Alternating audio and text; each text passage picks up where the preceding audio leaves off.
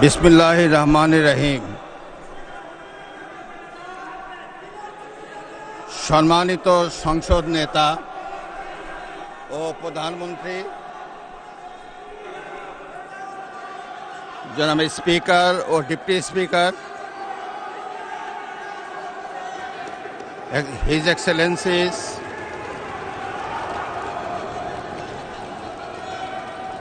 সম্মানিত সংসদ সদস্যবৃন্দ,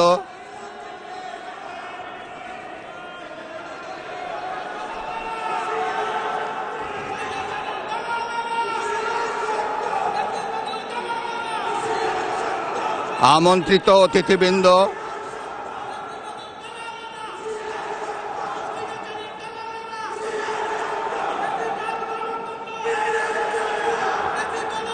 প্রিন্ট এবং ইলেকট্রনিক মিডিয়ার সম্মানিত সাংবাদিকবৃন্দ, আপনাদের সবাইকে জানাই আন্তরিক অভিনন্দন ও শুভেচ্ছা।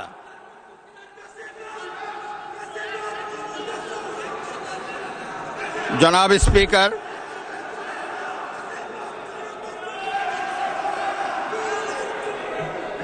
ত্রয়োদশ জাতীয় সংসদের এই উদ্বোধনী অধিবেশনে বাংলাদেশের ইতিহাসের এক ঐতিহাসিক মুহূর্ত।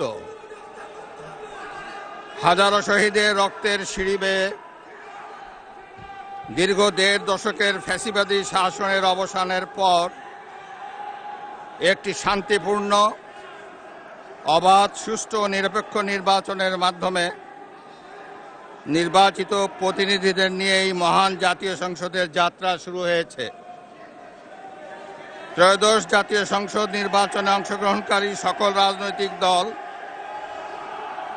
এবং এই নির্বাচন আয়োজনের সঙ্গে সংশ্লিষ্ট সকলের প্রতি আন্তরিক অভিনন্দন।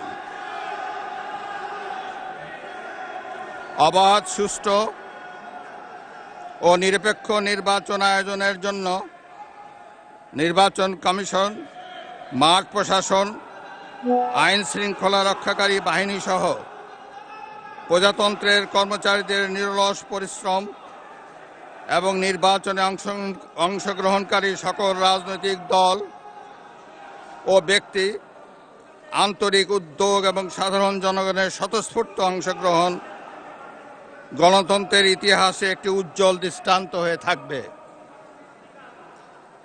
বিএনপির চেয়ারম্যান জনাব তারেক রহমানের নেতৃত্বে বর্তমান জাতীয় সংসদে বিএনপি ও সমমনা দলগুলোর 2/3 বেশি আসনে বিপুল ভোটে জয়লাভ করেছে। জাতীয় সংসদে একটি শক্তিশালী বিরোধী দলের পাশাপাশি কয়েকজন স্বতন্ত্র সদস্যও রয়েছেন। আমি এই সংসদে আপনার মাধ্যমে প্রধানমন্ত্রী তারেক রহমান এবং তার নেতৃত্বে গঠিত নতুন সরকারকে আন্তরিক অভিনন্দন জানাচ্ছি। জাতীয় সংসদের সকল সদস্যের প্রতিও রইল আমার প্রাণ ঢালা শুভেচ্ছা ও অভিনন্দন। আমি মহান মুক্তিযুদ্ধের লাখো শহীদ এবং বীর মুক্তিযোদ্ধাদের শ্রদ্ধার সঙ্গে স্মরণ করছি। একই সাথে স্মরণ করছি বীরাঙ্গনা মা বোনদের এবং আমাদের সকল শহীদদের, যারা বিভিন্ন গণতান্ত্রিক আন্দোলনে শহীদ হয়েছেন।